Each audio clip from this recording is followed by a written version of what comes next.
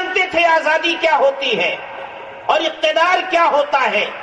اور غلامی کیا ہوتی ہے. برادران وطن کے لیے انگریزوں کا آنا صرف یہ معنی رکھتا تھا کہ ایک آقا گیا دوسرا آقا آ گیا. ملک تو ہمارا تھا، ملک تو ہم سے چھینا گیا تھا، غلامی کا احساس تو ہم کو تھا، ذلت کا احساس تو ہم کو تھا. اس لیے جنگ آزادی کا نعرہ ہم نے بلند کیا. آگے بڑھ کر جنگ آزادی کے لیے قربانیاں ہم نے دی. تاریخ پڑھیے، اس کی چند جھلکیاں میں آپ کو بتانا چاہتا ہوں. دیکھیے 1601 میں انگریز اس ملک میں آ گیا، ایک تاجر کی حیثیت سے آیا اور تقریباً 1 صدی تک وہ تاجر کے بھیس میں اور تاجر کے لبادے ہی میں رہا. اس کے ناپاک عزائم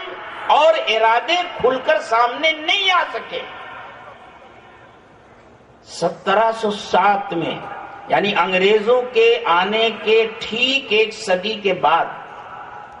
جب اورنگزیب عالمگیر رحمت اللہ علیہ کا انتقال ہوا تو اس ملک میں طوائف الملوکی کا دور شروع ہو گیا. اس ملک کی طاقتیں باہم دست بگریباں ہو گئی. ایک دوسرے کو نیچا دکھانے کے لیے ان میں آویزش شروع ہو گئی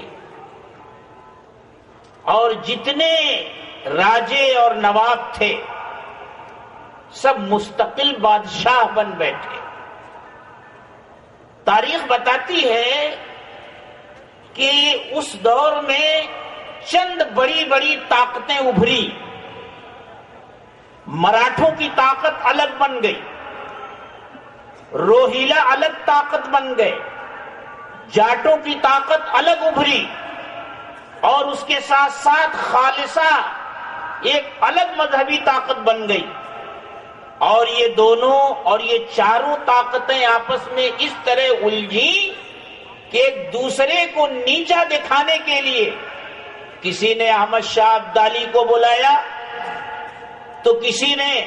نادر شاہ کو بلایا اور دلی بار بار خون میں ڈوبی، لٹی اور اجڑی اور دلی میں قتل عام ہوتا رہا. ان حالات کا فائدہ اٹھا کر انگریزوں نے اپنے قدم اس ملک میں آگے بڑھائے. ایک دوسرے کے خلاف مدد کر کے اپنے ناپاک منصوبوں کو پائے تکمیل تک پہنچانا شروع کیا.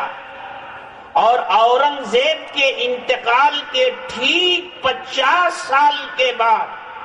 بنگال میں سراج الدولہ کو شکست دے کر کے بنگال کی حکومت پر انگریزوں نے قبضہ کر لیا. اور پھر انگریزوں کے بڑھتے قدم کو کوئی روک نہیں سکا. کچھ دنوں کے لیے شیر میسور نے انگریزوں کو روکا، لیکن آخر کب تک؟ اپنوں کی غداری کی وجہ سے آخر وہ چٹان بھی ٹوٹ گئی اور 1799 میں ٹیپو سلطان کو شہید کر دینے کے بعد انگریزوں نے یہ اعلان کیا کہ اب یہ ملک ہمارا ہے.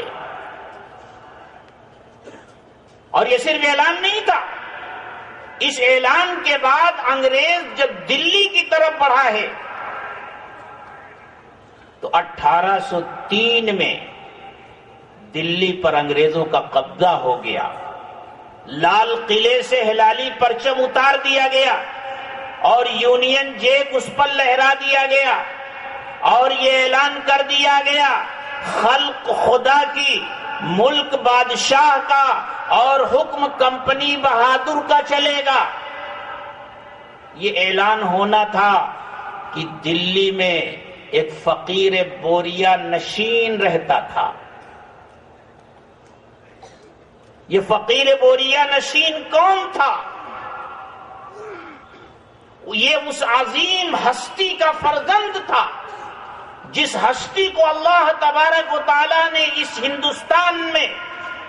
اسلام اور مسلمانوں کی نشاط ثانیہ کے لیے منتخب فرمایا تھا، یعنی حضرت شاہ ولی اللہ محدث دہلوی رحمت اللہ علیہ کے فرزند ارجمند حضرت شاہ عبدالعزیز محدث دہلوی رحمت اللہ۔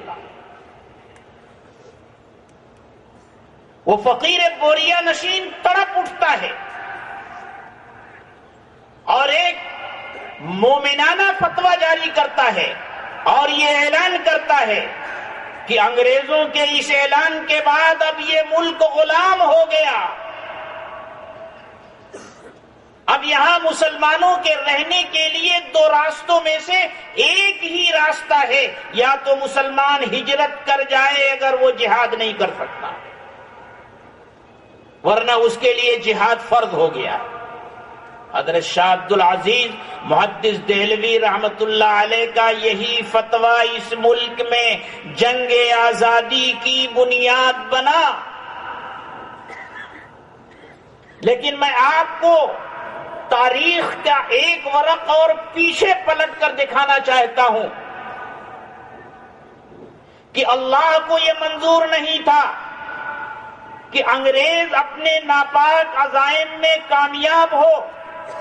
انگریز کا مقصد صرف یہ نہیں تھا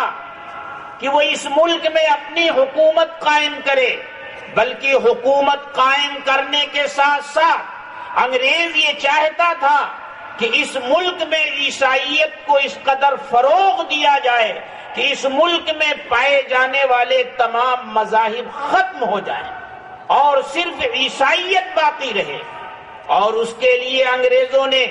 بڑی منصوبہ بندی کی تھی۔ تاریخ ہمیں اس بتاتی ہے اور اس حقیقت سے پردہ اٹھاتی ہے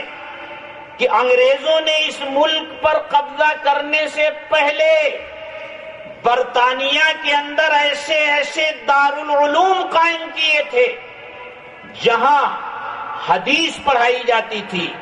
فقہ پڑھائی جاتی تھی، قرآن اور قرآن کی تفسیر پڑھائی جاتی تھی۔ پڑھانے والے انگریز پادری ہوتے تھے، پڑھنے والے انگریز پادری ہوتے تھے۔ انہیں ہندوستان میں بولی جانے والی تمام بڑی زبانیں سکھائی جاتی تھیں اور انہیں اس طرح ماہر بنایا جاتا تھا کہ ایک اہل زبان کی طرح وہ زبان میں بات کر سکیں۔ اس طرح پادریوں کی ایک فوج پہلے سے تیار کر کے رکھی گئی تھی۔ جب اس ملک پر انگریزوں کا قبضہ مکمل ہو گیا تو تاریخ پڑھیے، پتہ چلتا ہے کہ پھر انگلستان سے اور یورپ سے پادریوں کی فوج ہندوستان آنی شروع ہوئی اور اس ملک کے تمام چھوٹے بڑے شہروں میں، قصبات میں، دیہات میں یہ پادری پھیل گئے، اور صرف پھیل ہی نہیں گئے، ایسی اشتعال انگیزیاں یہ کیا کرتے تھے کہ پیغمبر اسلام کو مسلمانوں کے سامنے گالیاں دیتے تھے، اسلام کی تعلیمات کا مذاق اڑاتے تھے، لیکن مسلمان بیچارہ سہما ہوا تھا، ڈرا ہوا تھا، وہ بالکل ان کے سامنے کچھ کہنے کی جرأت نہیں کر سکتا تھا۔ ایک طرف تو یہ پادری اپنا کام کر رہے تھے، دوسری طرف تعلیم کے نام پر ایسا نصاب تعلیم وضع کیا گیا، یورپ کے ماہرین تعلیم کو بلایا گیا، ایک کمیٹی تشکیل دی گئی جس کا سربراہ لارڈ میکالے کو بنایا گیا۔ اس نے ایک نصاب تعلیم مرتب کر کے ہندوستان میں قائم کیے جانے والے اسکولوں اور کالجوں میں اسے جاری کیا اور اعلان کیا کہ اس نصاب کے ذریعے ہم ہندوستان میں ایسی نسل پیدا کرنا چاہتے ہیں جو رنگ روپ کے اعتبار سے تو ہندوستانی ہو لیکن اس کا مزاج، اس کا ذہن، اس کی سوچ انگلستانی ہو۔ تیسری طرف اس ملک میں پہلے سے پائی جانے والی خانقاہیں، پائے جانے والے مدارس اور مراکز ایک ایک کر کے تباہ کر دیے گئے، کچھ باقی نہیں رہا۔ خاص طور سے 1857 کی جنگ آزادی کے بعد جو حالات اس ملک میں پیدا ہو گئے تھے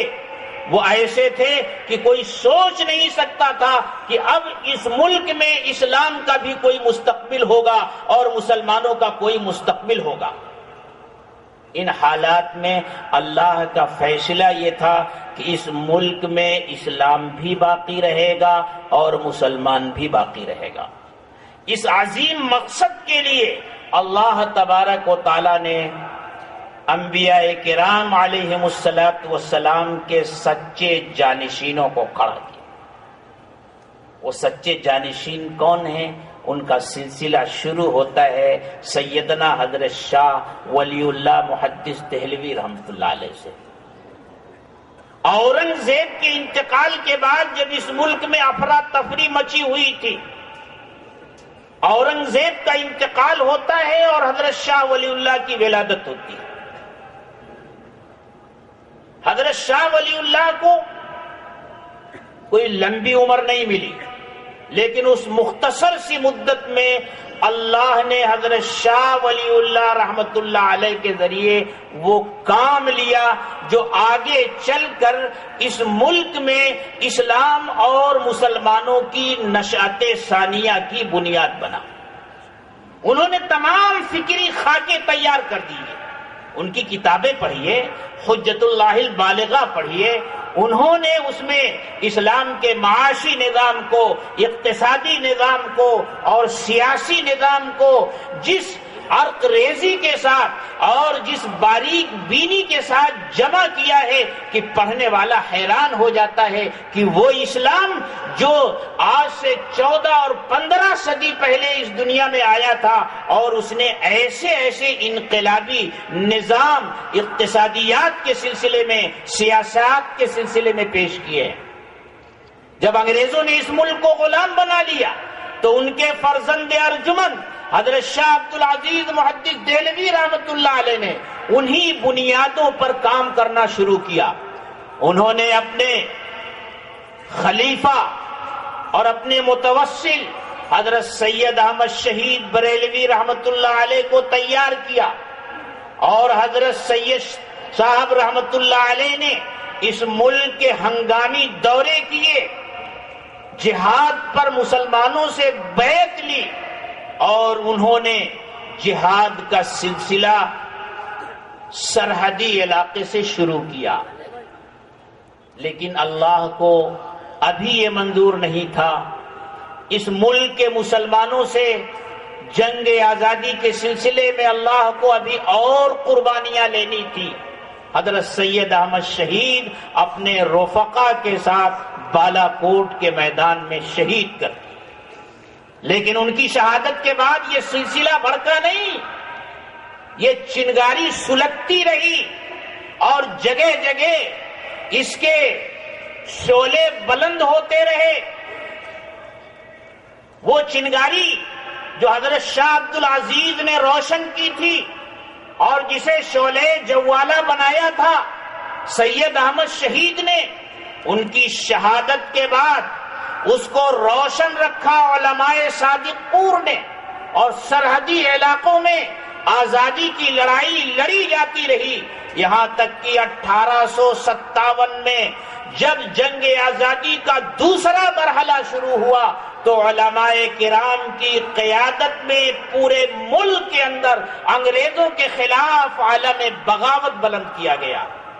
اور اس زمانے میں علماء کرام نے انگریزوں کو اس ملک سے مار بھگانے کے لیے ایسی ایسی قربانیاں دی ہیں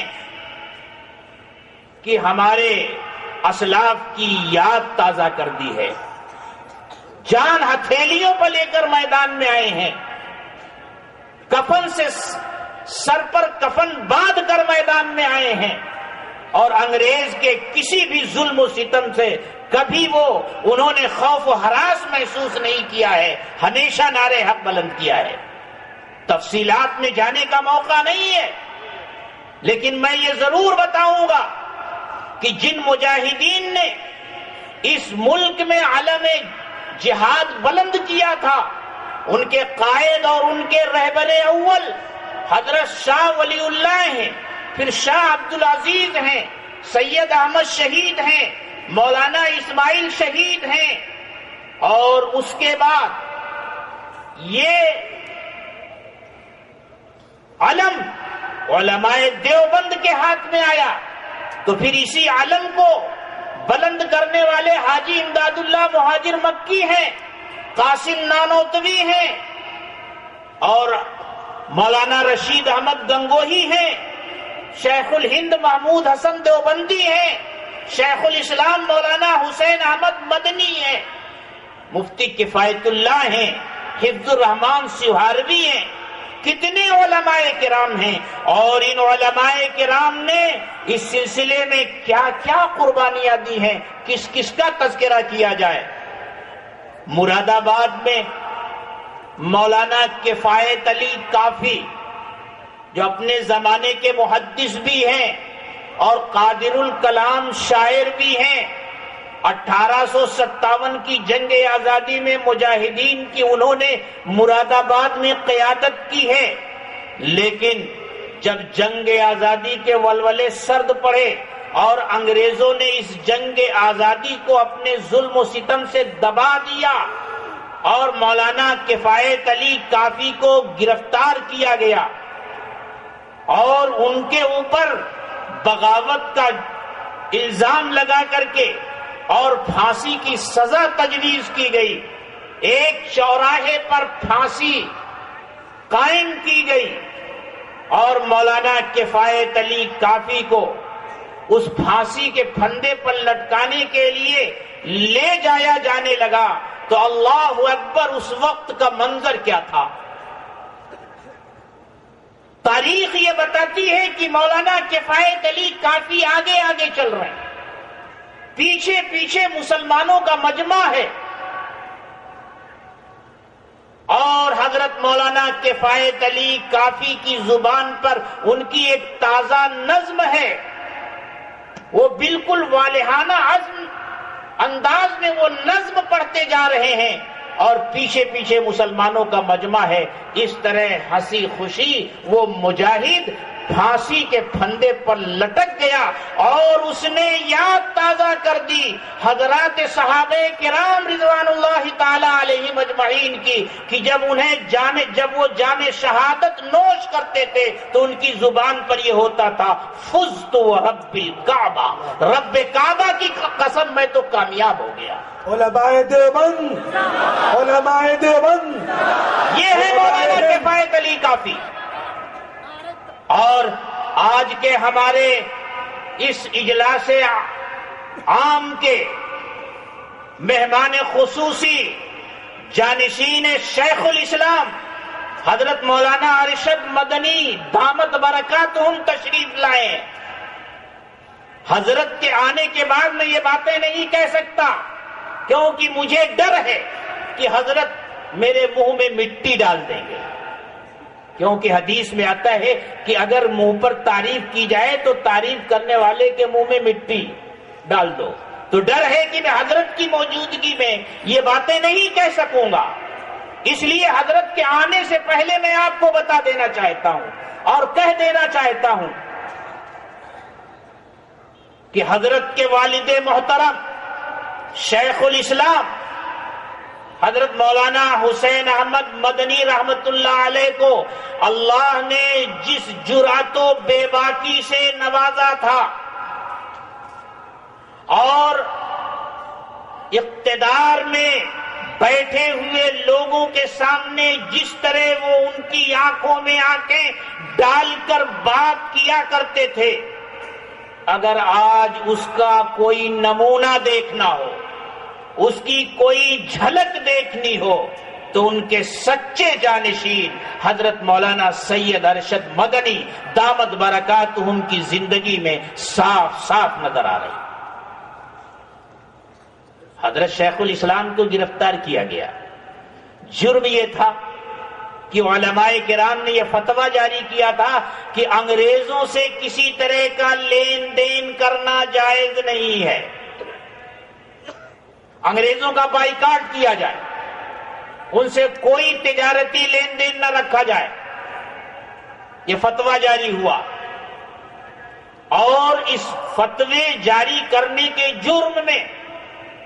علماء کرام گرفتار ہوئے. ان میں حضرت شیخ الاسلام مولانا حسین احمد مدنی بھی ہیں، مولانا محمد علی جوہر بھی ہیں، مولانا نثار احمد بھی ہیں، اور دوسرے علماء کرام ہیں. اور ان پر مقدمہ چلایا جا رہا ہے کراچی میں، کراچی کے خالق دینا ہال میں عدالت قائم کی گئی. اور اس زمانے میں جو عدالتیں قائم ہوتی تھی تو ججوں کو فیصلے پہلے لکھ کر دے دیے جاتے تھے، وہ وہی لکھا ہوا فیصلہ کیا کرتے تھے. پہلے مولانا محمد علی جوہر پیش ہوئے، انہوں نے بہت ہی جوش اور ولولے کے ساتھ تقریر کی. یہی حال مولانا نثار احمد کا بھی تھا. جب شیخ الاسلام کی باری آئی تو اللہ کا یہ شعر بھی کھڑا ہوا. انگریز جج نے پوچھا کہ حسین احمد مدنی، تم نے یہ فتویٰ دیا ہے کہ انگریزوں سے تعلق رکھنا جائز نہیں ہے؟ حضرت شیخ الاسلام نے فرمایا، ہاں میں نے یہ فتویٰ دیا ہے. اور دیا کیا ہے؟ آج کی اس عدالت میں بھی